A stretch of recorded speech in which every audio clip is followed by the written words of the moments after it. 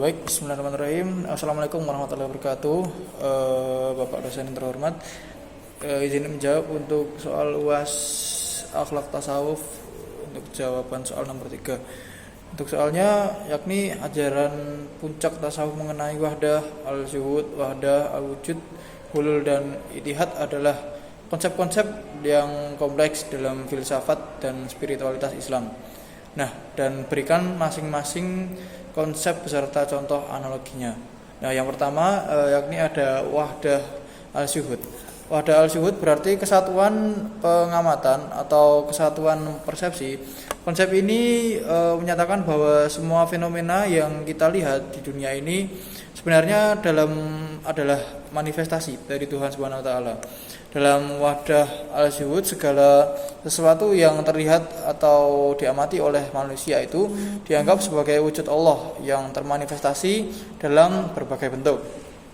Nah, untuk contohnya sendiri dari analogi wahdah al-syuhud adalah misalkan kita melihat berbagai benda di sekitar kita seperti pohon, bunga, dan sungai.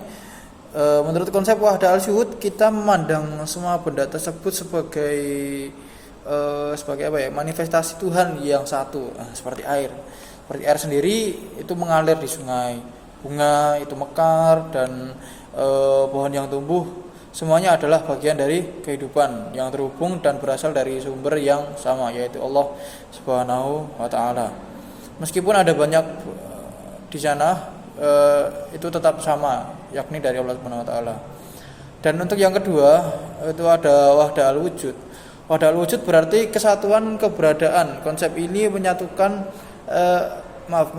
bahwa hanya ada satu wujud yang benar, yaitu Tuhan. Semua entitas lain di dunia ini hanyalah penampakan atau manifestasi dari wujud Allah yang satu. Contohnya yakni dianalogikan, misalkan kita mengamati berbagai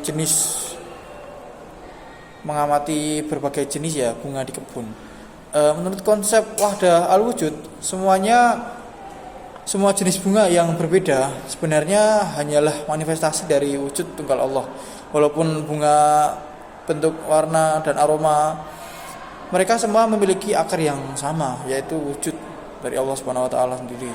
Analoginya kita dapat membandingkannya dengan air yang mengisi berbagai wadah.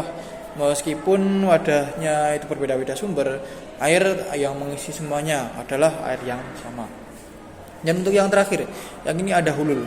Hulul berarti penyatuan atau penjelmaan. Konsep ini menyatakan bahwa jiwa individu bisa menyatukan dengan keberadaan Tuhan. Dalam hulu individu mengalami penggabungan atau penyatuan dengan hakikat ilahi, sehingga keberadaan individu dan Tuhan itu menjadi satu. Nah, untuk keberadaan individu dan Tuhan menjadi satu, bahwasanya konsep ini menyatakan kita tidak akan terlepas dari Tuhan kita, yakni dari Allah Subhanahu wa taala. Kalau untuk dianalogikan, contohnya ya, misalkan seseorang yang sangat taat dalam beribadah dan berusaha mendekatkan diri kepada Allah melalui proses spiritual individual tersebut mengalami hulul, yakni penyatuan antara seorang hamba dengan Allah itu sendiri. Mungkin itu saja yang bisa saya jawab. Apabila ada kurang lebihnya mohon maaf. Wassalamualaikum warahmatullahi wabarakatuh.